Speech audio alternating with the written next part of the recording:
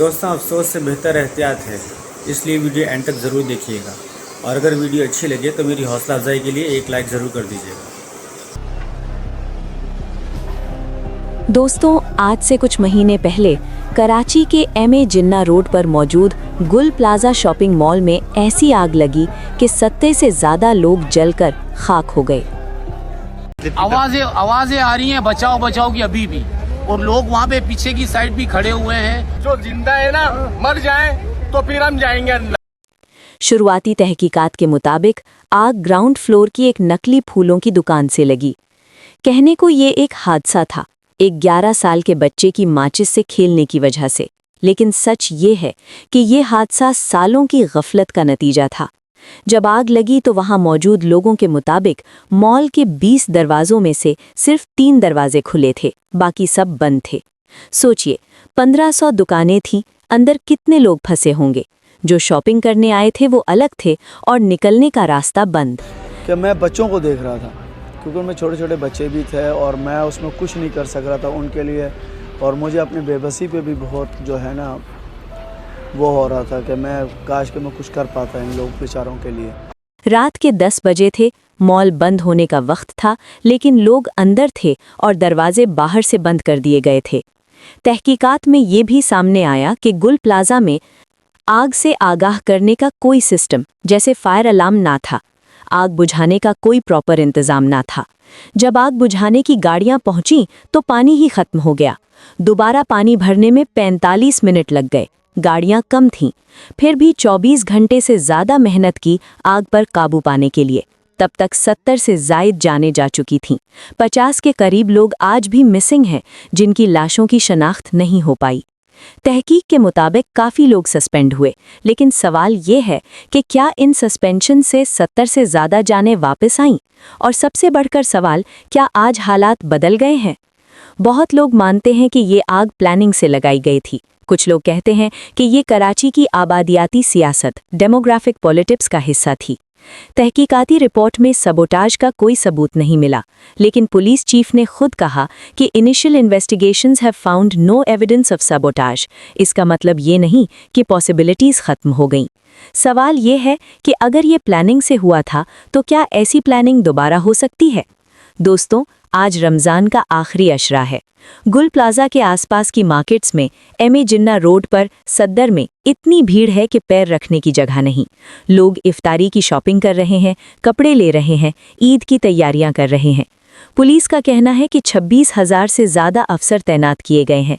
126 markets, 219 shopping centres, 8 Ramzan बाज़ारों पर security है। लेकिन सवाल ये है कि ये सिक्योरिटी किस चीज़ की है? सिंध होम मिनिस्टर ने पुलिस को हुक्म दिया है कि एक्स्ट्रा सिक्योरिटी मेजर्स रखे जाएं, स्नैप चेकिंग की जाए, पेट्रोलिंग बढ़ाई जाए। लेकिन दोस्तों, गुल प्लाजा में भी लोग अंदर थे, पुलिस भी थी, लेकिन आग से कोई नहीं बच पाया। क्यों?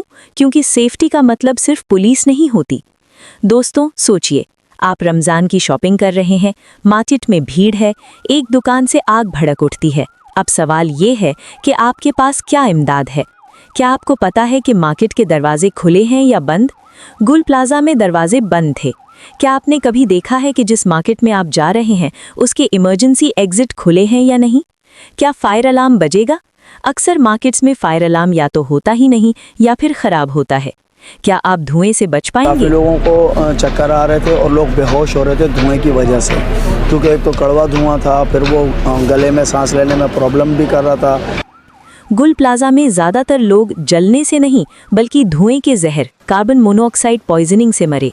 क्या आप जानते हैं कि आग लगने पर नीचे झुककर निकलना चाहिए? क्या फायर ब्रिगेड वक्त पर पहुंचेगी? गुल प्लाजा में पानी खत्म हो गया था। आज भी ऐसी कई जगह हैं जहां हाइड्रेंट्स का पानी प्रेशर कम है। सिंध सरकार ने वादा किया था कि गुल प्लाजा को गिराकर दोबारा बनाया जाएगा। सब शॉपिंग सेंटर्स की फायर सेफ्टी ऑडिट की जाएगी। केएमसी, रेस्क्यू 1122 और सिविल डिफेंस को एक अम्ब्रेला में लाकर एक स्ट्रॉन्ग फोर्स बनाई जाएगी। लेकिन दोस्तों, ये सब अब तक सिर्फ पेपर्स में ही है। दोस्तों, सरकार को बदलने में वक्त लगता है, लेकिन आप अपनी सेफ्टी खुद कर सकते हैं। ये कुछ बेसिक टिप्स हैं जो आपकी जान बचा सकती हैं। शॉपिंग पर जाने से पहले इमरजेंसी एग्जिट नोट करें। जैसे ही मार्केट में दाखिल हों, देखें कि दरवाजे किधर हैं। 2-3 एग्जिट पॉइंट्स जहन में रखें। अपने साथी को बता दें कि आग लगने पर किस रास्ते से निकलना है। मोबाइल चार्ज रखें, इमरजेंसी में फ़ोन काम आता है। अगर आग लग जाए, घबराएं नहीं। सबसे पहला काम, पैनिक मत हो। नीचे झुककर निकलें, धुआं ऊपर जाता है। आप नीचे झुककर चलें तो धुएं से बच सकते हैं। लिफ्ट का इस्तेमाल न करें, बिजली जा सकती है। सिर्फ सीढ़ियाँ यानी स्टेयर्स इस्तेमाल करें। गीला कपड़ा मुंह पर बांधें। अगर पानी हो तो कपड़ा गीला करके मुंह पर बांध लें, इससे धुएं का असर कम होता है। दोस्तों, वाकया होता है, कुछ दिन बाद लोग भूल जाते हैं, लेकिन भूलना हराम है। 70 से ज़्यादा जानें कुछ महीने पहले गईं। उनके घर वालों के लिए ये ज़ख्म आज भी हरा है, क्योंकि वो सिर्फ नंबर नहीं थे, वो किसी के बाप थे, किसी के भाई थे, किसी के बेटे थे। उनकी याद आज भी उनके घर वालों के दिल में जिंदा है। आज रमज़ान का महीना है, रहमतों का महीना। इस महीने में हम सिर्फ शॉपिंग नहीं करते, बल्कि एक दूसरे का ख्याल भी रखते हैं। आपकी जिम्मेदारी है, अपनी जान की हिफाजत करें, दूसरों को भी आगाह करें, सरकार से सवाल करें, मार्केट कमेटी को जवाब तलब करें। अगर कल अल्लाह न करे फिर से ऐसी कोई वाकया हो जाए तो किसी को ये कहने का मौका ना दें कि हमें तो पता ही नहीं था। अब फैसला आपका है। अल्लाह हम सब को हिफाजत में रखे। आमीन।